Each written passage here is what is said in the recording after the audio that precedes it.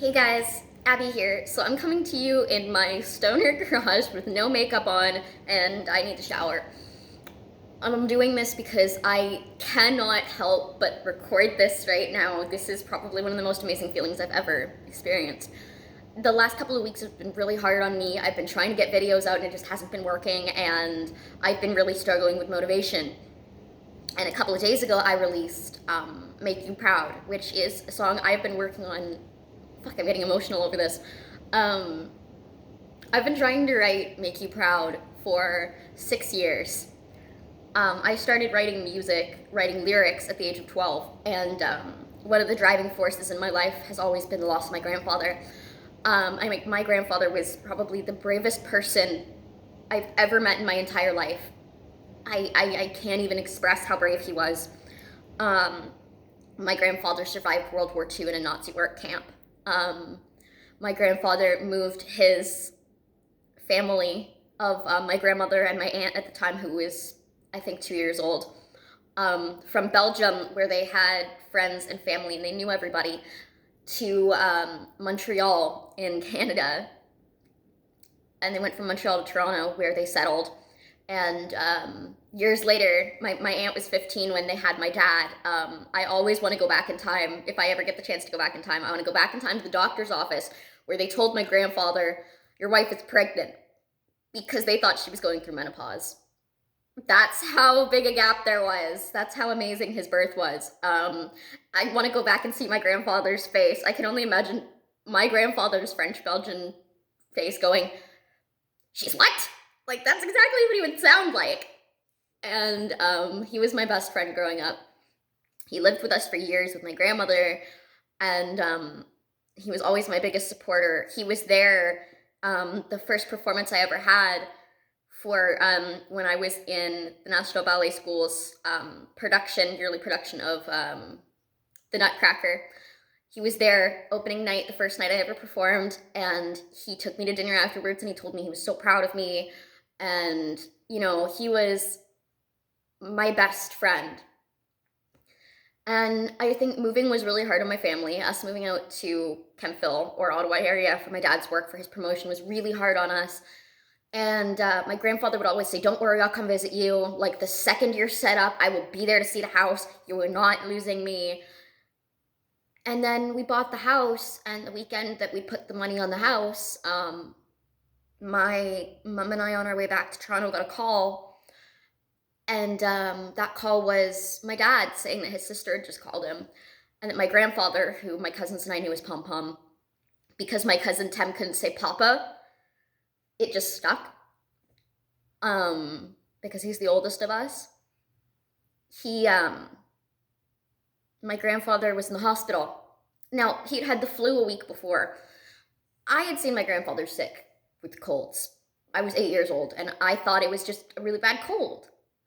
Maybe coupled with a fall because he was clumsy like I was, and still am. And, I thought, oh, okay, this is fine. And they gave me the choice. They said, "You can come with us to the hospital, or you can go to our neighbor's house and hang out with them." My neighbor, Audrey and Daryl, Daryl would let me watch Dancing with the Stars and, America's Got Talent and all of this stuff when I was 8 years old and wanted to be a dancer. And he would let me watch this stuff and stay up late. So I automatically said, "Oh, I'll go stay with them. Pom Pom will be fine."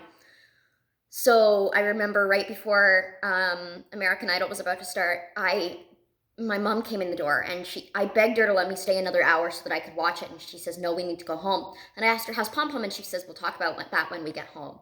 Looking back, that should have been my first clue. But I was 8 years old. I didn't know. And I didn't know that that was a sign.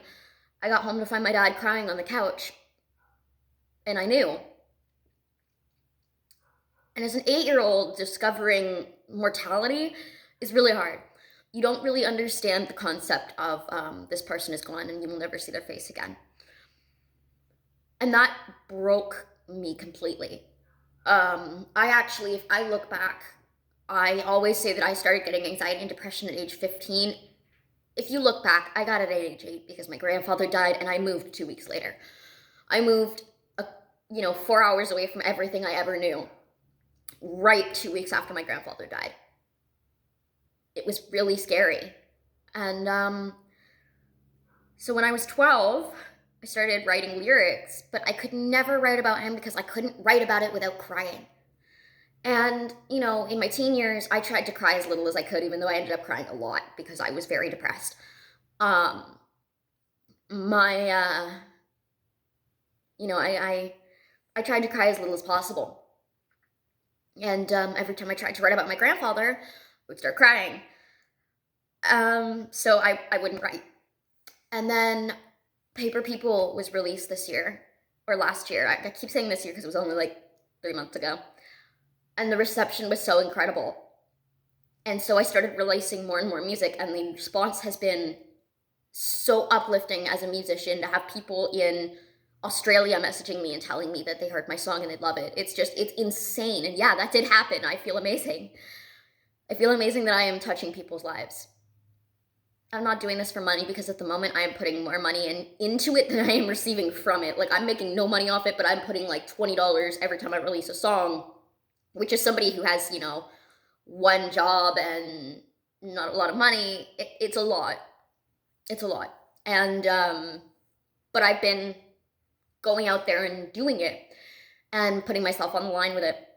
And about a month and a half ago, maybe 2 months now, I went to visit my grandmother. I had begged my parents to let me see her because she's 98 years old and we don't know how much time we have left with her. So I begged my parents to let me see her.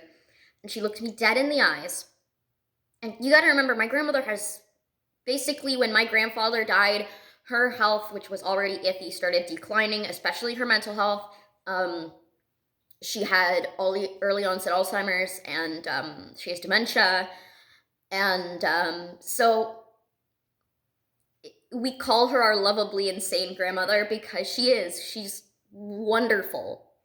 And she grabbed my hands, looked me dead in the eye, and said, "Your grandfather would be so proud of you." I cannot express how that made me feel. My grandmother has pictures of my grandfather all over, but she very rarely talks about him. So for her to say, "Your grandfather would be so proud of you," was probably the most uplifting thing anyone has said to me in a long time. When I got home, I decided, you know what? It's time. You write it. So I found this track that I fell in love with, and I started writing. And I'm not kidding when I say every time I wrote a verse, I would start crying. I spent so much time in tears for this, and it was so different because I have always tried to not show weakness. For my mother to come out in the garage where I write my music because it's the quietest place in the house, for my mom to come in and find me in tears and ask me if I was okay, and for me to say, hell yeah, that was probably the first time anything like that has ever happened to me in my entire life. Probably the first time my mother has ever seen anything like that from me. So I finished it, and I recorded it, and I put it out there, and my parents knew I was writing it, and my parents knew I was going to release it. And my dad, right before I released it, told me, you know, "I don't care how popular it gets, but your grandfather would be proud of you." That is when I changed the song title right before its release. It was originally called "Let You Down." My grandmother and my father telling me my grandfather would be proud of me, I didn't want to let him down, but I wanted more to make him proud. So that's when I changed the song title. Guys, the response I have received makes me want to cry. I took something that is so personal and so hard for me to talk about, and I made it into music that means so much to me. And the first time I ever came across my own song on a public playlist was actually with "Make You Proud." I found it 2 days ago.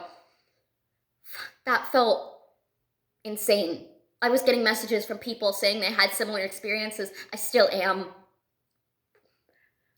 I cannot thank the world enough. You people are incredible. So I'm running out of time on this video. I just wanted to thank everybody who's been so supportive, because releasing this song was my biggest fear. It's me at my most vulnerable, and for the world to say this can be reciprocated well is everything I will ever need. I don't need anything else in my life now. I feel like I've found this. I've felt what that feels like, and now I just want to feel it again. So I will continue writing. I love you guys so much. If you haven't heard Make You Proud and you want to, please, it's on all streaming services, Spotify, YouTube Music, it's on everything. You can buy it. I will link the buy links below. Thank you so much. I love you guys so much. I feel like I'm going to cry. I'm going to turn this off before I cry. So